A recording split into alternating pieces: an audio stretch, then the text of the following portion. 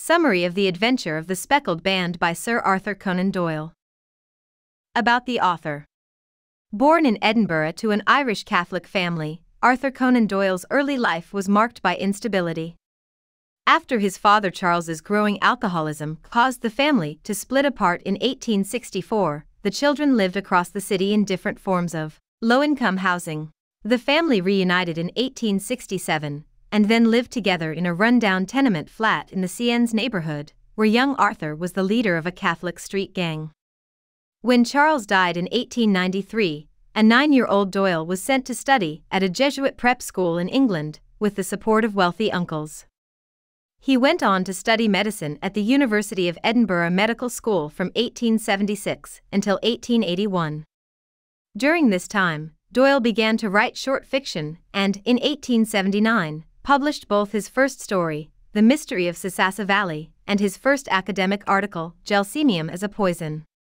After working briefly as a doctor on 2 ships and trying to establish his own medical practice, Doyle received his Doctor of Medicine degree in 1885. That same year, he married his first wife, Louisa, with whom he would have 2 children. In 1886, Doyle published his first novel A Study in Scarlet, which was also his first work featuring the famous detective Sherlock Holmes. He went on to publish 2 historical novels in succession, and then abandoned his career as a doctor to focus exclusively on writing. Doyle remained dedicated to a number of judicial and political causes, even moving briefly to South Africa in 1900 to work as a chief surgeon in a field hospital during the Boer War. Louisa died of tuberculosis in 1906, and Doyle was married again the following year, to his long-term platonic love interest Jean, with whom he would have 3 more children. The author had an enduring fascination with mysticism, Freemasonry, and spiritualism, writing and lecturing frequently about these topics for decades.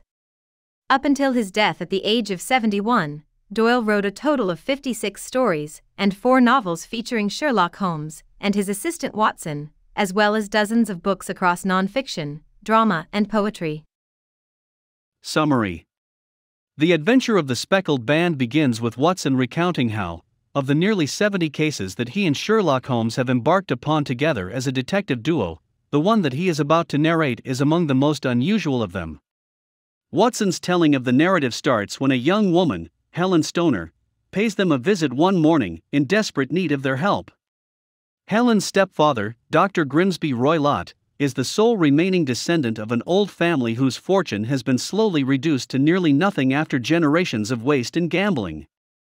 When he was younger, Roylott embarked on a medical career in India, where he married the widowed Mrs. Stoner. Helen's mother died and Roylott moved back into his family's decaying Stoke Moran manor, along with Helen and her twin sister Julia, all of them living in adjacent bedrooms in the building's one inhabitable wing. Mrs. Stoner had left an inheritance to Roylott, with a stipulation that should her daughters get married, they would receive an annual income from this fund. 2 years ago, Helen tells Holmes and Watson her sister got engaged. Shortly thereafter, Julia told Helen that she began to hear a low whistling sound in the middle of the night. This went on for some time, until, shortly before Julia's wedding date, Helen heard a scream coming from her sister's bedroom. Helen ran over to see what happened and Julia, in a state of shock, fell to the ground in convulsions. Julia said it was the band. The Speckled Band, and died. The sisters were in the habit of locking their doors and shuttering their windows. Roylott keeps a wild cheetah and baboon around the property as pets, so Julia's death fully baffles Helen.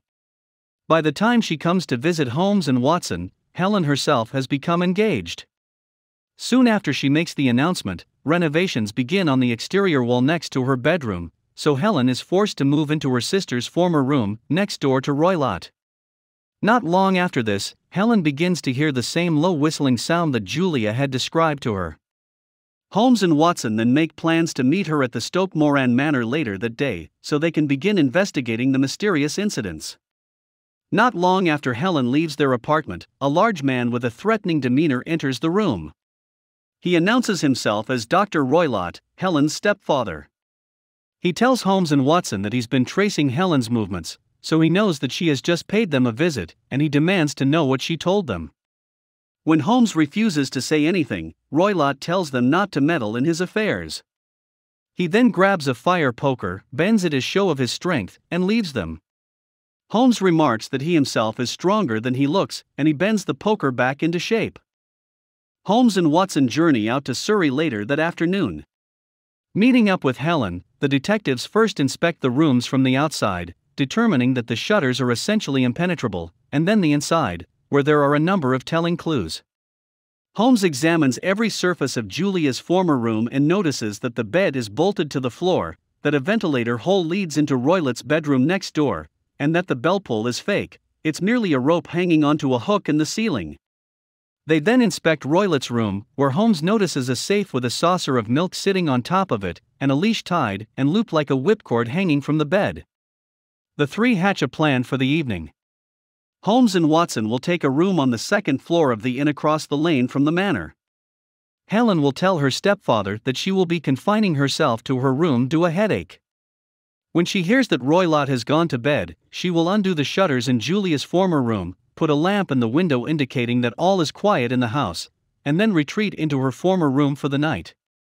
Holmes and Watson then go back to the inn and wait for Helen's signal. At 11, they see the light and head to the manor. In Julia's former room, Holmes instructs Watson to sit silently in the dark and to not fall asleep. They quietly wait until, hours later, they see a light coming from the ventilator hole and smell burning oil, telling them that Roylott is stirring about next door.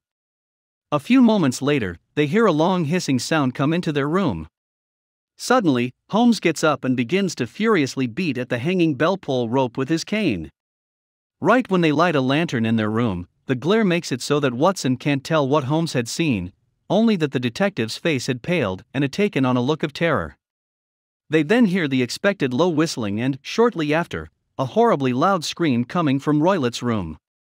Once the shrieking fades, they investigate Roylott's room and see the doctor sitting on a chair with a snake curled tightly around his head.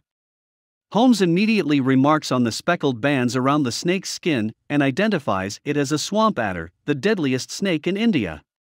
Roylott has died quickly from the snake's lethal bite.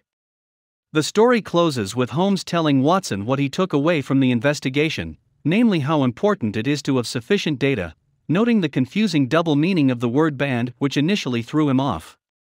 Only by examining the physical clues directly in front of him, the bell pull, the bolted bed, and the ventilator hole, could he accurately deduce the method of the crime. Though he knows he is at least partly responsible for Roylott's death, Holmes tells Watson, the guilt of this evil man dying will not weigh on him very heavily. Hope we summarized it fully and you liked it. Please hit the like button and subscribe to our channel so that we are motivated to create more videos.